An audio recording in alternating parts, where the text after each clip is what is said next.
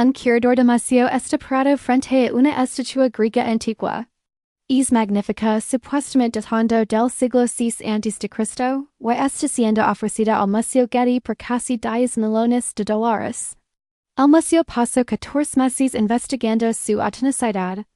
Comisionaron estudios geológicos, examinan los documentos de procedencia, analizaron los patrones de desgaste. Cada prueba regresó positiva. La estatua parecía genuina. Pero cuando varios historiadores de arte expertos la vieron por primera vez, algo se sintió mal. No podían explicarlo. Uno dijo que sintió una repulsión intuitiva. Otro dijo que algo sobre ella parecía fresco. Demasiado fresco para algo de 25 siglos de antigüedad. Estas reacciones instantáneas tomaron tal vez 2 segundos. Sin embargo, resultaron estar en lo correcto. La estatua era una falsificación moderna tan sofisticada que engana las pruebas científicas. ¿Cómo supieron estos expertos en 2 segundos lo que meses de análisis no pudieron revelar? Es el misterio en el corazón de Blink de Malcolm Gladwell, y lo que descubre sobre el poder oculto de juicios rápidos transformará completamente como piensa sobre la toma de decisiones, intuición y la capacidad notable de toma inconsciente de procesar candidates masivas de información en abrir y cerrar de ojos. Malcolm Gladwell escribió Blink para explorar el fenómeno extraño de cognición rápida. Y esas decisiones y juicios que hacemos en instantes sin realmente saber cómo los hacemos. Tendemos a creer que decisiones de calidad requieren análisis extenso, deliberación cuidadosa y mucho tiempo. Confiamos más en decisiones cuando podemos explicar nuestro razonamiento paso a paso. Pero Gladwell argumenta que nuestra mente inconsciente es capaz de procesamiento extraordinariamente sofisticado. Y a veces las decisiones que tomamos en un abrir y cerrar de ojos son mayores que decisiones que tomamos después de meses de análisis cuidadoso. Esto no se trata de impulsividad imprudente o ir contra instintos sin pensar. Se trata de entender cuando la cognición rápida funciona brillantemente y cuando falla catastróficamente, y aprender a reconocer la diferencia. El concepto clave que Gladwell introduce es revelar delgado, la habilidad de nuestra mente inconsciente de encontrar patrones en situaciones y comportamiento basados en revenadas muy estrechas de experiencia. Nuestra mente consciente se abruma por demasiada información. Leca para identificar lo que importa en un mar de datos. Para nuestra mente inconsciente es notablemente buena cortando a través de complejidad, enfocándose en los pocos factores que realmente importan. Y alcanzando conclusiones casi instantáneamente. Cuando conoces a alguien instantáneamente sientes que puedes o no puedes confiar en ellos cuando entras a una situación y inmediatamente sientes que algo está mal cuando un experto echa un vistazo a algo y sabe en segundos lo que novatos no podrían. Descifrar en horas eso es revelar delgado en acción. Tu inconsciente ha procesado miles de señales diminutas. Las ha comparado con patrones almacenados en memoria. Y ha entregado un veredicto antes de que la mente consciente siquiera sepa lo que está pasando. Gladwell lina el libro con ejemplos de revelar delgado en acción. Describe investigación del psicólogo John Gottman quien puede ver una pareja casada interactuar por solo 15 minutos y predecir con más de 90% de precisión si todavía están casados 15 años después. Gottman no está adivinando o usando magia. Está entrenado para notar patrones específicos en cómo las parejas se comunican, cosas como desprecio, defensividad y evasión. Estos patrones que aparecen en rebanadas muy breves de interacción revelan las dinámicas fundamentales de la relación. Lo que es notable es que Gottman puede hacer estas predicciones viendo video silencioso. Solo observando lenguaje corporal y expresiones faciales sin escuchar lo que se está diciendo. Las rebanadas delgadas de comportamiento visibles en minutos contienen suficiente información para predecir resultados durante ecos. Gladwell explora experiencia similar en otros dominios. Bomberos expertos describen saber que un edificio está a punto de colapsar momentos antes de que pase. No a través de análisis conscientes sino a través de reconocimiento de patrones pasando debajo de la conciencia. Doctores experimentados a menudo diagnostican condiciones basadas en impresiones iniciales que son confirmadas por pruebas posteriores. Expertos de arte autentican pinturas de un vistazo. Músicos identifican fallas sutiles en desempegos instantáneamente. Entrenadores de tenis pueden decir viendo un sac comenzar si será una falta. Todos estos expertos han entrenado sus mentes inconscientes para reconocer patrones significativos a través de ecos de experiencia. Sus juicios rápidos no son intuiciones aleatorias. Son el resultado de emparejamiento sofisticado de patrones pasando más rápido que el pensamiento consciente. Pero Gladwell es cuidadoso en mostrar que rebanar delgado no siempre es confiable. A veces nuestros juicios rápidos están completamente equivocados. Why entender cuándo y por qué fallan es tan importante como entender cuándo tienen éxito. Una fuente mayor de error es prejuicio y sesgo inconsciente. Nuestros juicios rápidos sobre personas están fuertemente influenciados por estereotipos que hemos absorbido de la cultura. A menudo sin siquiera saber que tenemos estos sesgos. Gladwell describe la prueba de asociación implícita, que revela que la mayoría de las personas tienen sesgos inconscientes sobre raza, género, edad y otras características, incluso personas que conscientemente rechazan prejuicio y se ríen de mente justa. Estos sesgos inconscientes afectan juicios rápidos de formas que no reconocemos. Influencian decisiones de contratación, evaluaciones de desempego, tratamiento médico, justicia criminal y incontables interacciones diarias. Gladwell cuenta la historia de Amadou Diallo, un hombre negro desarmado disparado cuerno y una veces por oficiales de policía de la ciudad de Nueva York, que afirmaron que pensaron que estaba alcanzando una pistola cuando en realidad estaba alcanzando su cartera. Los oficiales no eran necesariamente conscientemente racistas. Tomaron una decisión en una fracción de segundo bajo presión. Esos sesgos inconscientes sobre hombres negros jóvenes en ciertos vecindarios influenciaron su percepción de amenaza. Su rebanar delgado falló catastróficamente porque estaba contaminado por prejuicio operando debajo de conciencia consciente. Esto demuestra que la cognición rápida no es inherentemente superior al análisis cuidadoso. Es simplemente una forma diferente de procesar información. Una que puede ser notablemente precisa bajo las condiciones correctas, pero peligrosamente defectuosa bajo otras. Otro factor que afecta la calidad de juicios rápidos es estrés y presión. Gladwell describe investigación mostrando que bajo alto estrés, nuestra habilidad de pensar y percibir precisamente se deteriora dramáticamente. El ritmo cardíaco aumenta más allá de ciertos umbrales, literalmente apaga el procesamiento cognitivo complejo. La visión se estrecha.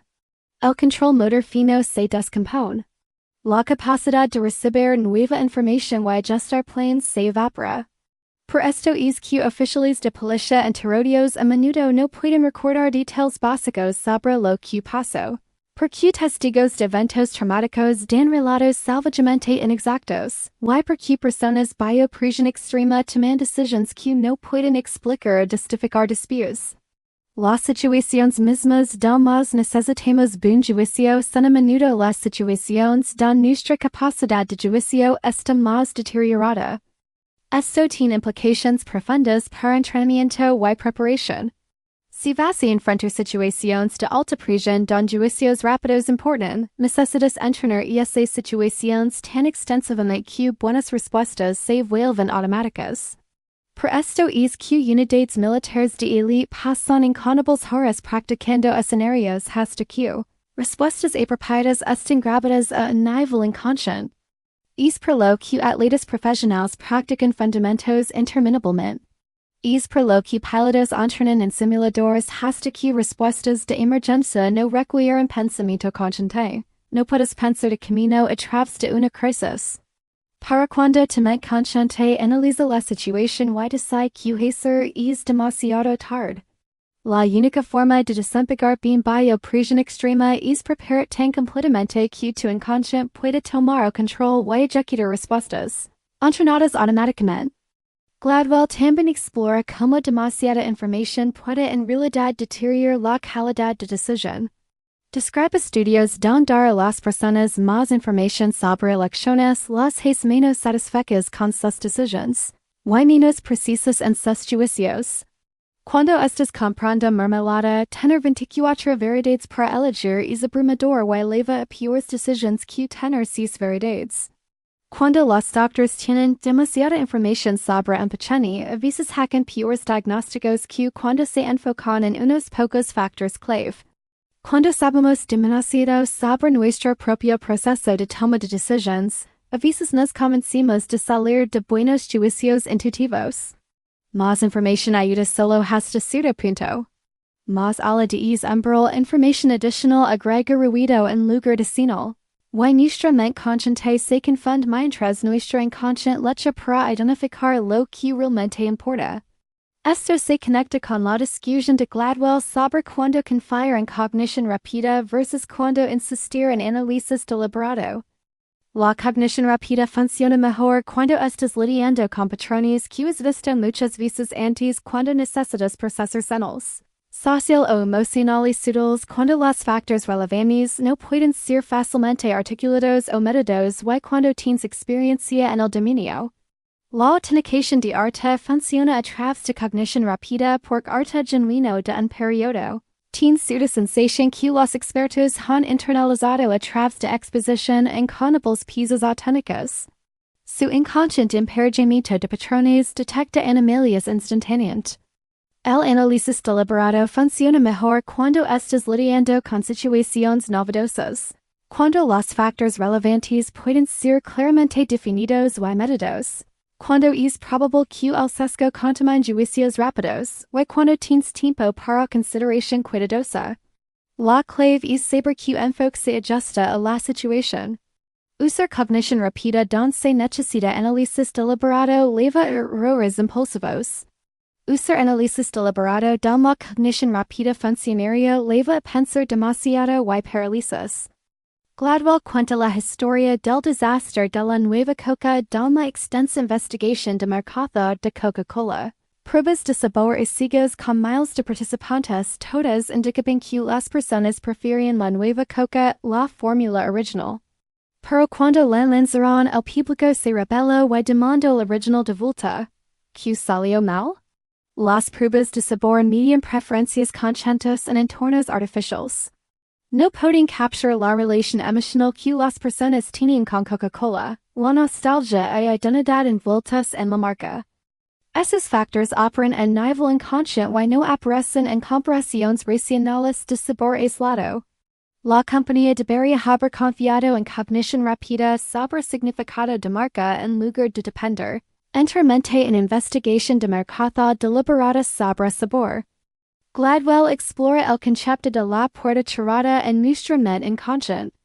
Hay cosas que nuestro inconsciente sabe que no puede o no comunicar a nuestra conciencia consciente. Por esto es que los expertos a menudo no pueden explicar cómo alcanzaron conclusiones. Saben que algo está bien o mal pero no pueden articular por qué. Su inconsciente ha procesado información y patrones que no se traducen en razonamiento consciente. Esto crea un dilema. ¿Cómo confías en juicios que no puedes explicar? ¿Cómo sabes si un juicio rápido es reconocimiento sofisticado de patrones o simple prejuicio? Gladwell no ofrece una respuesta perfecta porque no hay una. En cambio, sugiere que necesitamos estar conscientes de que ambos están pasando, que nuestros juicios rápidos contienen tanta sabiduría como sesgo. Y que necesitamos crear espacio para examinarlos críticamente incluso mientras aprendemos a confiar en ellos apropiadamente. Una de las secciones más fascinantes del libro trata de cómo los ambientes moldean la cognición rápida.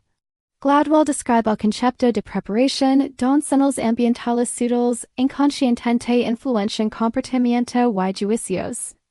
Estudios muestran que personas que desorganizan oraciones conteniendo palabras relacionadas con personas ancianas caminan más lento después. Personas que manejan dinero se vuelven menos serviciales y más independientes. Personas expuestas a símbolos de profesores se desempeñan mejor en pruebas de trivia. Estos efectos pasan enteramente fuera de conciencia consciente. El ambiente activa ciertos conceptos y asociaciones en tu inconsciente, que luego influencian como piensas y te comportas sin que te dé cuenta.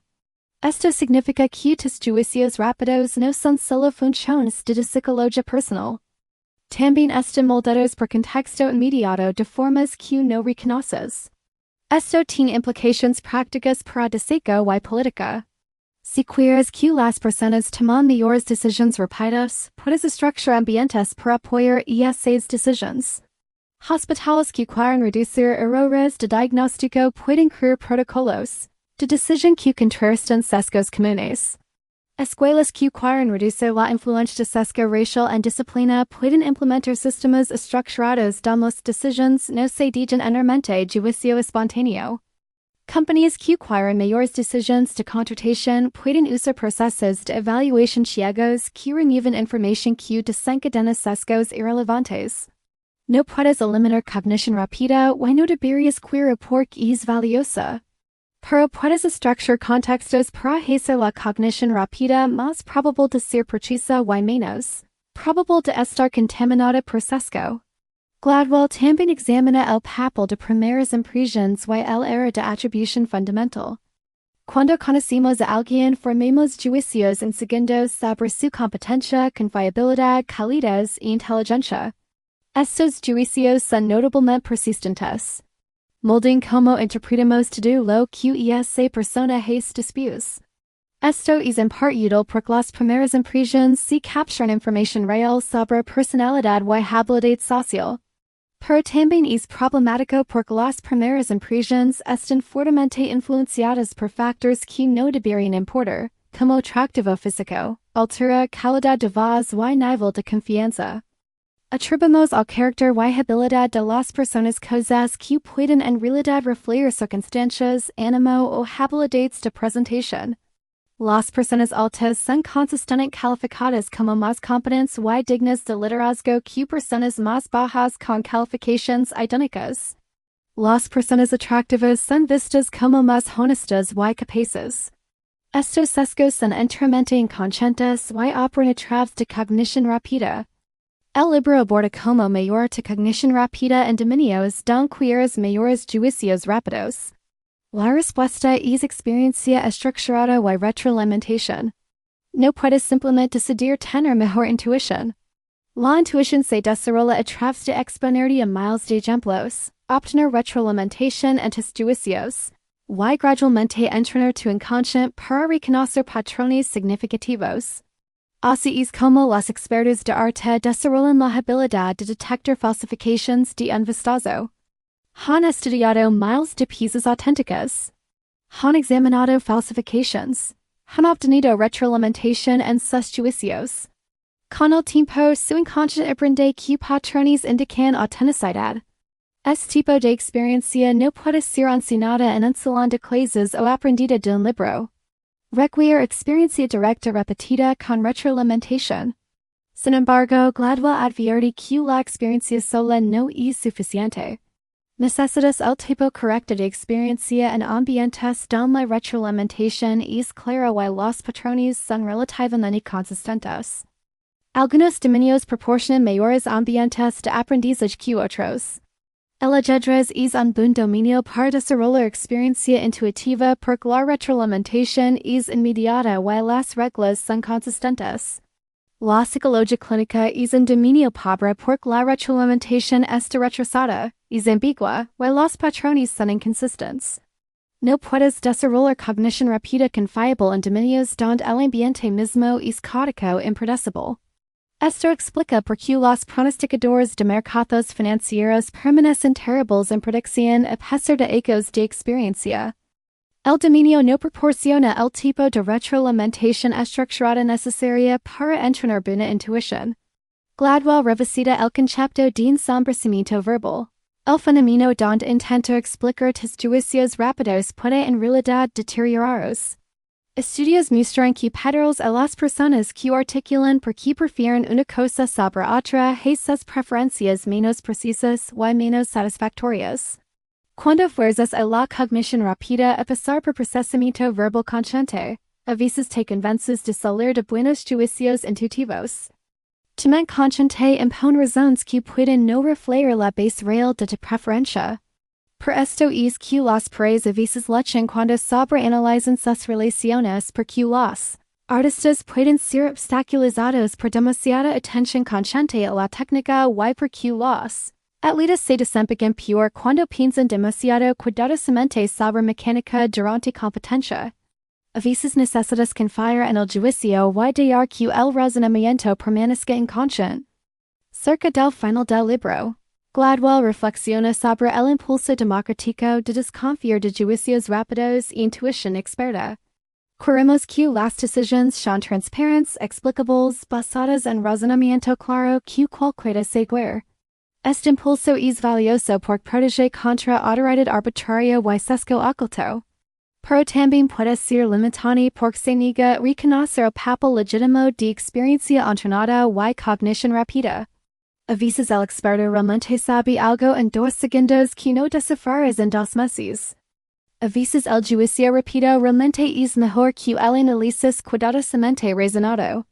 El desafío es crear sistemas que respeten ambos, que permiten espacio para cognición rápida mientras también mantienen rendición de cuentas y verificación contra sesgo. Gladwell también aborda la relación entre cognición rápida y creatividad. Los avances creativos a menudo pasan a través de procesamiento inconsciente. Luchas con un problema continuamente sin éxito, luego la solución aparece de repente mientras estás haciendo algo más. Tu inconsciente ha estado trabajando en el problema debajo de conciencia, haciendo conexiones y encontrando patrones que tu mente consciente perdió.